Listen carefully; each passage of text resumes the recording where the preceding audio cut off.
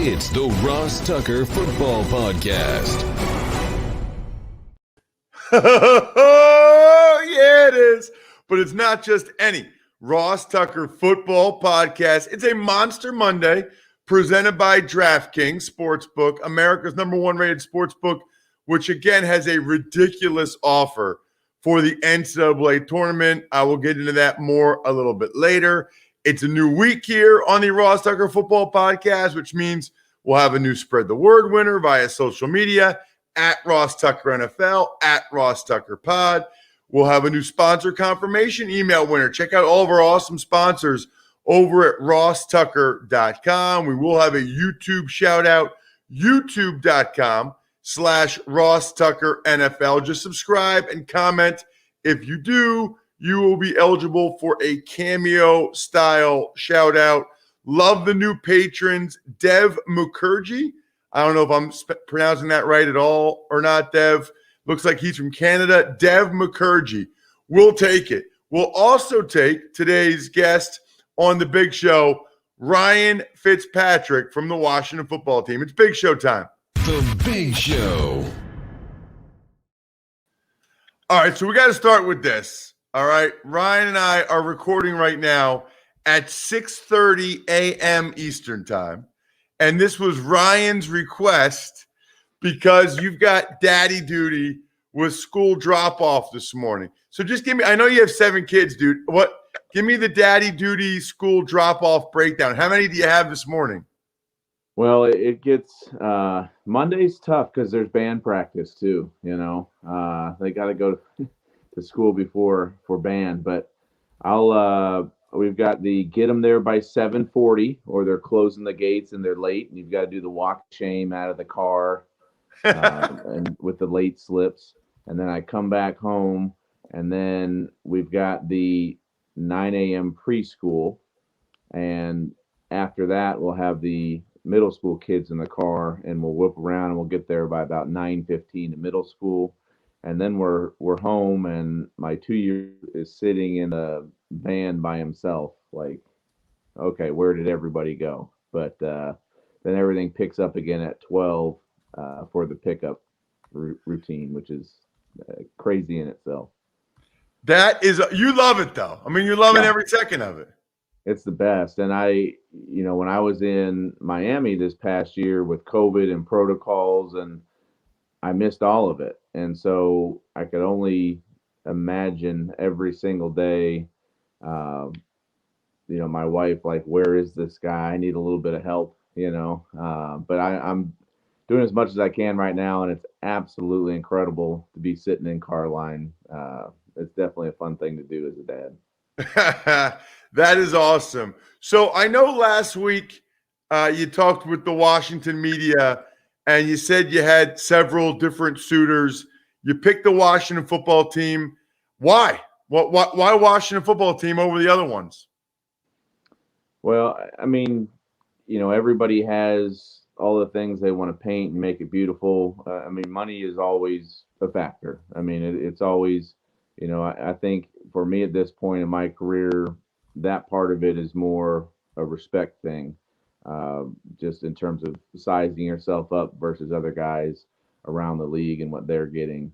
I was really excited about Coach Rivera. I think I've heard so many great things about him, and just getting a chance to sit down with him when I was out there the other day and talk, you can tell early on that he's going to command the room, that he's got the respect of the team and all his peers, and that was exciting for me. And then opportunity to play. I wanted goal number 1 for me was to find a place where I would have an opportunity to go out there and compete and play. And this is a team that fit that, and it also fit the fact that they're in the playoffs last year at 7-9, but they are a young team. The team I just came from was very young, and I feel like I had a big part in kind of bringing them along, and I'm really excited to try to do the same thing here for Washington. So between Washington adding William Jackson and Curtis Samuel, and what I believe is a big upgrade at quarterback in you, I think you guys are now the favorites in the NFC East. How would you react to that? Well, it's a new division for me, so I've got to kind of figure that out. I've been in the AFC East a ton. I haven't spent a whole lot of time in the NFC other than Bucks and Rams, I believe. So it's something I'm going to have to get a feel for. But I know there's a lot of excitement in the building, and it's a very young team. There's a ton of energy, so I'm looking forward to getting to work with the guys. Do you know where you would have gone if you didn't go to Washington?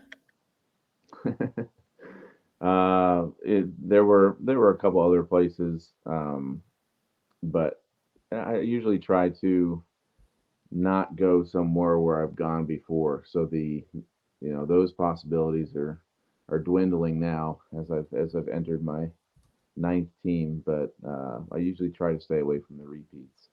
Why do you say that? Just something new adventure, new journey, new place. And so one of my mentors for sure was Gus Farrat, the guy that we were in St. Louis together way back in the day, 2006, and I think he repeated once in his 15-year career with his 7 or 8 teams. But I don't know. It's something I've always wanted to stay away from. So it feels to me, now you've had some really good moments in Buffalo, really good moments with the New York Jets, but on some level, it felt like over the last couple of years that you're playing as you had good moments with the Bucks as well, but it feels like you're playing arguably the best football of your career. Do you think that's fair? I do, Ross, and I like part of it for me is just an understanding of who I am as a quarterback, being able as an older guy to voice that, to have my voice heard in meetings, to get stuff the way I want it to be done. All that stuff is really important as a quarterback, and as you get older, it's a little bit easier. For me, and switching teams every other year, basically, then it's a new team, it's a new coordinator. Sometimes going in as a starter, sometimes going in as a backup.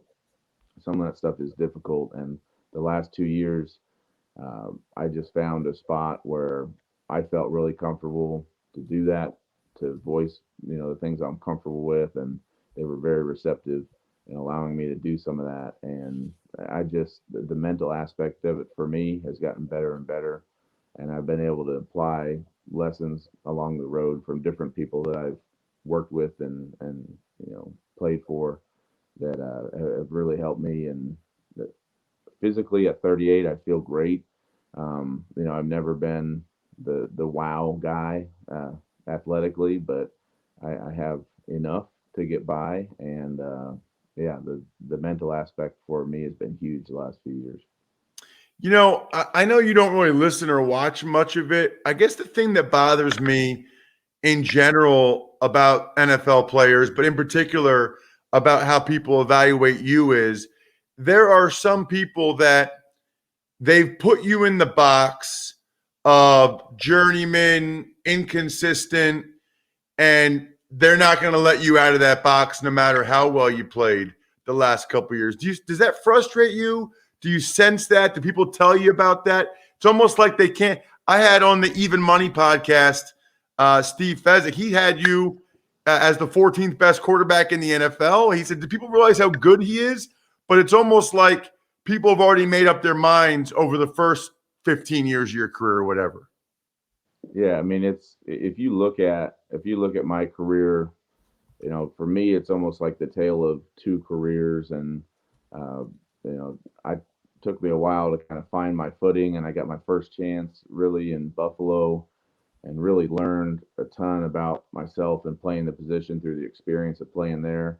But when I got to Houston in 2014 with Bill O'Brien and George Godsey, that was kind of the rebirth or the beginning of the second half of my career, where they just showed me a different way to think about the game, and I was able to apply all that experience that I had in Buffalo with some of these new ways to think about football. And from 2014 on, I feel like I've been a much different quarterback than I was before that. And I think statistically it probably shows that, but people have their minds made up, which is fine. I know it frustrates the hell out of my dad because he talks to me about it all the time. That's usually where I get a lot of my news. But I like going in, meet new guys, and doing whatever I can to help the team.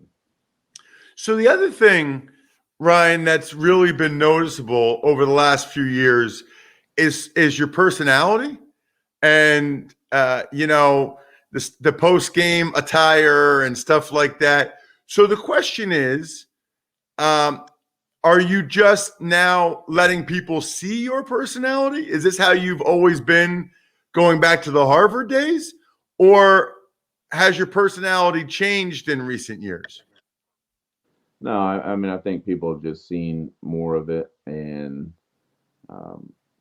the Deshaun Jackson post game attire that kind of took it to a new level where people just kind of got to see a little bit more of who I am and the fun with the teammates and all that. But I think as you get older in the league, it's a little bit easier to be yourself. Whereas when you're younger in the league, seventh round draft pick coming in, I'm just trying to do everything and not cause a stir, not bring any extra attention to myself. And as you get older, you can just be a little freer, even on the field, just play a little freer, be a little bit more of yourself. And I think that's kind of what has happened with me in my career. So the other thing is, in terms of the personality, which, by the way, it's been fun, because I think it's kind of a running joke. I'm sure your dad's told you that the fact that you went to Harvard, and I don't know why. Like, there's other Ivy League guys, but it's like every announcer, every game has to say it 5 times. Jay Fiedler went to Dartmouth or whatever. So I want to ask on the record, are you aware that you went to Harvard, that Ryan Fitzpatrick went to Harvard? Yeah, I got it. And you would think after, going into my 17th year that it would die down a little bit. But it's still kind of the first thing that everybody wants to say and bring up. And I mean, I've been staring at that Princeton helmet in the background, just not real happy right now. I can't believe I agreed to come on this. So, but why do you think it is that, there have been other Ivy League guys. So why do you think it is that they make such a big deal about the fact that you went to Harvard? Well, I was the first Harvard quarterback to ever throw a pass in the NFL. So I think it's an unlikely story. And it's one everybody makes light of it, and I do think it's funny the amount of times it's brought up, but it's also something when I speak to younger kids, and I'll go for coaching basketball team or speaking at a school or something. I like to talk about it, not the fact that I went to Harvard, but the fact that when I was in high school, I didn't really get recruited, but because I took care of everything in the classroom, it just allowed all those doors to remain open for me to play football in college, which led me to obviously making it to the NFL. But it's an important part of my story, and one that I like talking to kids about, not because I went to Harvard, but because the academic side of it, and actually really putting a lot of your attention and focus into school is very important, and it led me to playing in the NFL, which is kind of a backwards way to look at it. All right, so I didn't know this. I thought I knew a lot about you. I didn't know this till I was doing a little bit of research. Did you really propose to your wife at a McDonald's next to a gas station or something? Is that a fact? Well, it was a classy McDonald's because it was a McDonald's / gas station, and it was in Earth City, Missouri. The practice facility for the Rams was there. It was right across the street. It's a very long story, but the quickest I can tell it is I bought her a ring. We had a joint bank account. We went to the Gap to get a winter coat. She thought they double charged her. She said, "We're going to go home." This was before you could do everything on your phone. When we get home, I'm going to check the laptop. We got to see if I got double charged. So I had to find a way from the Gap to my house to propose to her. I said, "Hey, you want to go to this steakhouse? You want to go sit by the lake?" "No, it's November. It's cold. Let's go to McDonald's." Okay. So we sat at McDonald's. I was looking her in the eye. She's doing the sweet and sour sauce everywhere, licking her fingers. So the ring slid right on. It was wonderful. That is unreal. What was her reaction? Now, it's a funny story for everybody else to hear, but if you know my wife, it's perfect. I mean, there's not a more perfect place to be engaged, and I think that's probably why we fit so well, because she thinks that it was romantic. So I think I found the right one. Okay, well, you definitely found the right one, but wait, she thinks that was romantic? Oh yeah, I mean, think about it. If you got a 10-piece chicken McNugget in front of you with the extra large Coke, and the chance at maybe a McFlurry afterwards, I mean, there's not a whole lot better you could do with a meal there. Dude, that right there was a good ad read, man. That was like, I mean, I see that's the stuff you should do, and you get McDonald's to pay you for. And I know you're in it now, man. And trust me, I was there. Do you have any idea what you want to do when you're done? I don't. It's something that I keep having to think about a little bit more each off season. But and what I try to impress upon young guys too, which is a different message from other people, is while you're in it, make sure you're doing everything you can to stay in it. Make sure and that doesn't mean they can't have other interests and things, but when football is your job, do the best you can to continue to make football the number one priority. And I get pulled in a lot of different directions right now with all the kids and everything else. And so when I make the time for family versus when I make the time for football, I try to be fully invested in it. So I'm not sure yet, and I think I'll have time to figure it out. How much longer do you think you'll keep playing, and what sort of will be the factors that determine whether or not you keep going? For me, at this point in my career, I think the determining factor is going to be, does somebody want me out there playing? And, I think I was very fortunate the last few years to get an opportunity to be out there, to play, to showcase what I can still do, and to have, other suitors around the league. So the reason I play right now is because I love playing football. It's not because I love watching football. And so as long as I continue to be able to play at a high level and have a team that wants me out there on the field, I'll continue to play, because physically, I've been very lucky in my career and still feel great. So I got to tell you, though, about twice a year, you'll get to the goal line and you'll like spear some dude, or you'll put your head down to score a touchdown. And look, you know me, I'm a meathead, Ivy League meathead, but even I'm like, dude, Ryan, what are you doing? Like, are you an idiot? Like, what does your wife say? What does your dad say? You've made a lot of money. You got 7 kids. I mean, you'll like try to run some guy over, and then your eyes will roll in the back of your head. And I'm like, God, he must be the dumbest Harvard guy. I bet. What is he doing? I mean, my wife would say, "Get up." What is it? Get up. Come on. I mean, she'll give me a hard time on some of that stuff. She's more, when I get sacked, she's not the wife that cringes and hopes that I get up. She's pissed that I didn't get out of it and make a play. So it's just part of me. It always has been. It's part of the way I play football. And, usually stuff like that rubs off on the guys and brings energy. And so that's just who I am as a player. So it sounded like when you were talking about how much longer you'll do it, I don't want to put words in your mouth, but it sounded like you want to play, because at this point, and you know how it goes, you played so well that you could probably be a backup, for, I don't know, 2, 3, 4, 5 more years. I don't know, maybe as long as Brady, who knows, the way you've played recently.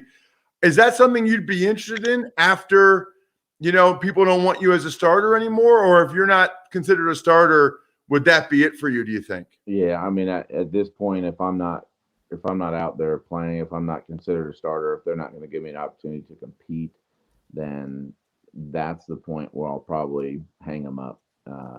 Just again, I do this because I love being out there and I love playing. So when that opportunity no longer exists, then that'll probably be the day that I decide to hang them up.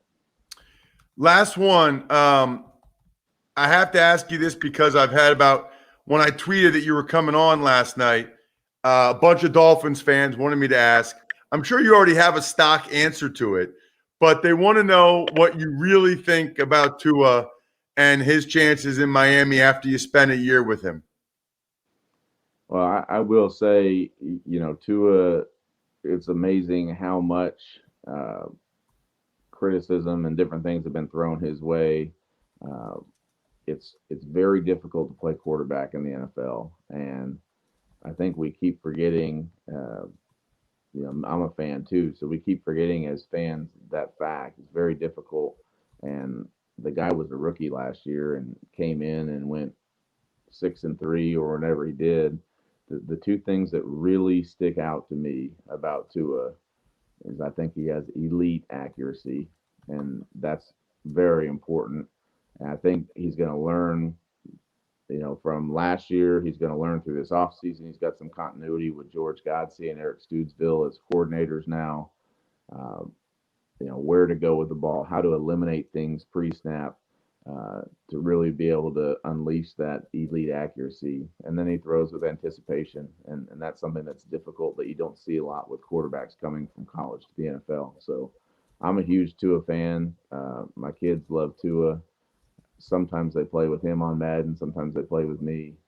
But I'm looking forward for big things for him. I think he's going to do great. And just in terms of being a leader on a team and a guy that people can follow, he has all those qualities. So I think we just need to have a little bit of patience. He was a rookie last year, and I think he's going to do great things.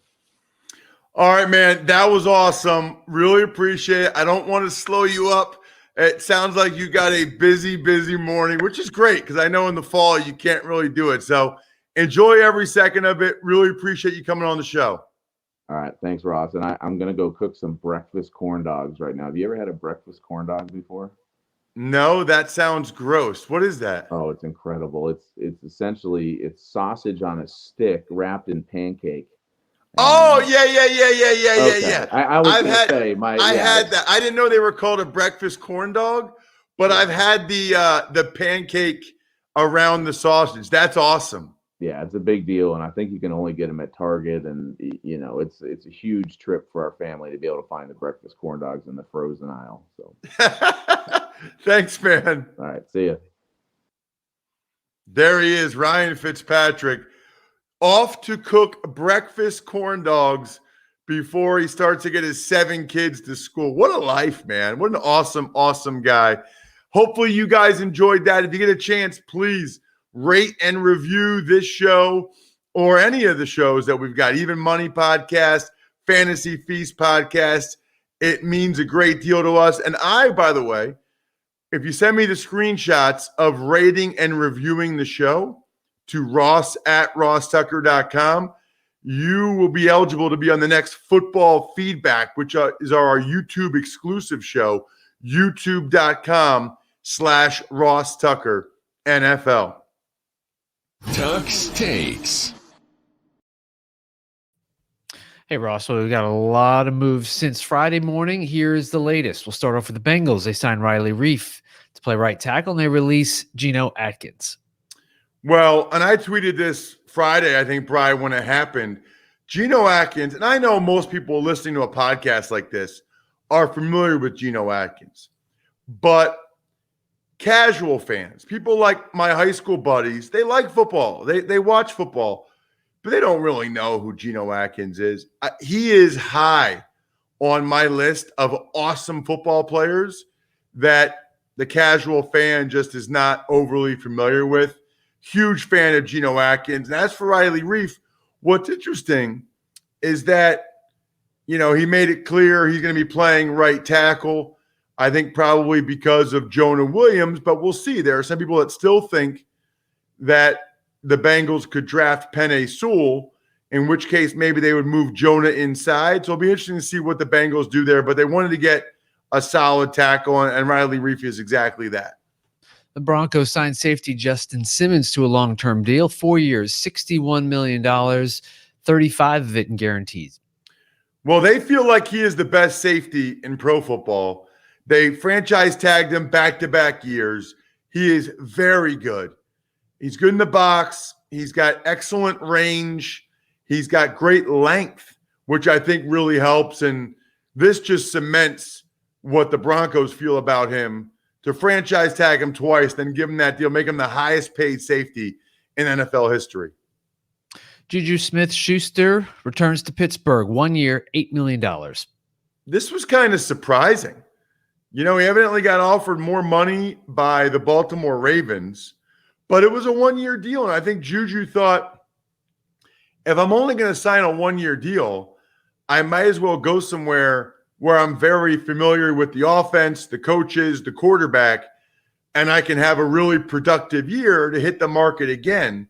If he goes to Baltimore, there's really no telling what his statistics would be and how much that would really help him to try to get the contract he desires a year from now. So I do understand the logic of coming back to Pittsburgh. I know it's been talked about a lot that he took less. And look, he did. He took $1 million less, maybe a couple million less. But I think this is a player that not only likes it in Pittsburgh, but I think he's seeing the big picture in terms of his best shot to really get a big-time contract next year. The other thing is, Bri, $8 million. I mean, the Patriots guaranteed Nelson Aguilar $16 million over 2 years, $11 million a year. And Aguilar had a good year. He's more explosive than Juju, I guess I'd say, but not a better player. Dolphins cut Isaiah Wilson after 2 official days on the team. Right, because the trade couldn't actually go through until the start of the new league year last Wednesday. Evidently, Wilson was late for his physical, did not show up for 2 workouts that he had committed to, 2 voluntary workouts, and the Dolphins have already given up on him. He obviously is a young man that's got some stuff going on, unfortunately. Saints and the Vikings both lose draft picks for violations. New Orleans gets ones for COVID, and the Vikings get hit from the salary cap. Right. I think we kind of knew about the Saints COVID stuff. The Vikings salary cap, I think they had a guy on something with a guy on practice squad. I didn't really get the details of that, but it's interesting. Bears signed cornerback Desmond Trufant after the Broncos signed Kyle Fuller. Probably not a great sign for the Bears that within hours after they officially released Kyle Fuller, he signs with the Broncos for whatever it was, $9.5 million. That's rough for the Bears. And Desmond Trufant's not as good of a player. It's kind of surprising. I know they had to find some money somewhere, but it's kind of surprising given the fact that Ryan Pace and Matt Nagy are believed to be on the hot seat that you would move on from a player as good as Fuller. But with the cap going down, I just don't think they thought they could afford him. Seattle Seahawks re-signed running back Chris Carson, 2 years, $14.6 million. Usually when you're a running back like Carson and you get to free agency, usually you end up going somewhere else. Miami Dolphins or some other team. You usually end up leaving. So it's kind of rare that he ended up coming back to Seattle. I guess Aaron Jones did the same thing, but Seattle highly values him. Pete Carroll loves him and didn't want to see him go somewhere else. We talked about Phillip Lindsay leaving the Broncos. Well, he's heading to Houston. Texans signed him. And I didn't see the money he got, and I remain confused by the Broncos moving on from him. And even like some of these contracts, like Kenyon Drake to the Raiders with $11 million guaranteed. I don't know. Let's see what Lindsay's signed for, because I might rather have him bring sort of a different explosive element to teams. The Eagles signed former Vikings safety Anthony Harris. That's a 1-year deal. Like this move by the Eagles, because if Harris plays really well, they can maybe extend him, and he's part of the long-term solution in Philadelphia for 3 or 4 years.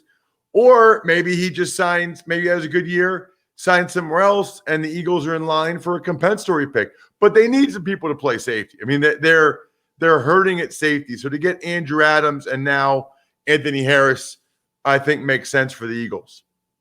The Lions signed Kenny Golladay, 4 years, $72 million, $40 million of it guaranteed.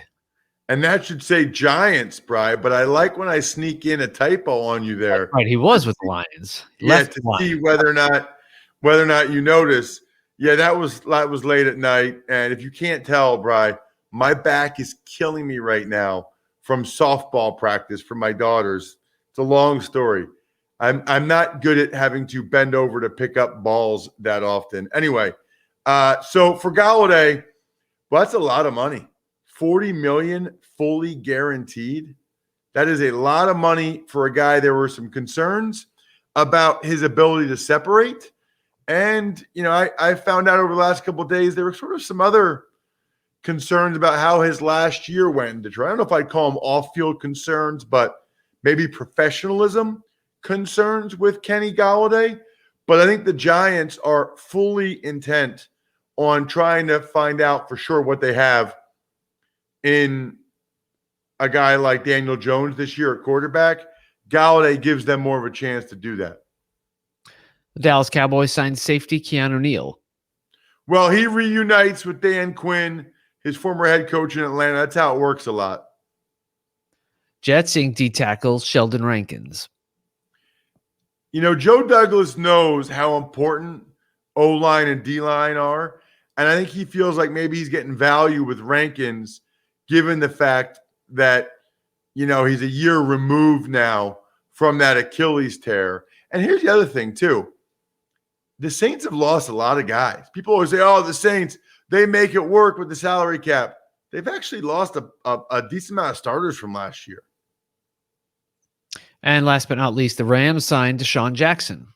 So cool for Deshaun Jackson that he is able to go back to where he grew up in LA.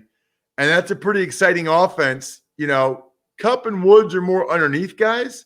So to be able to throw it over the top, Stafford to Deshaun Jackson, could be awesome if Deshaun can stay healthy. That was really his issue the last couple of years, unfortunately, in Philadelphia. Shout outs, by the way, to some of our patrons, patreon.com/RTmedia, Pizza Boy Brewing, Sporticulture, Vision Comics with an X.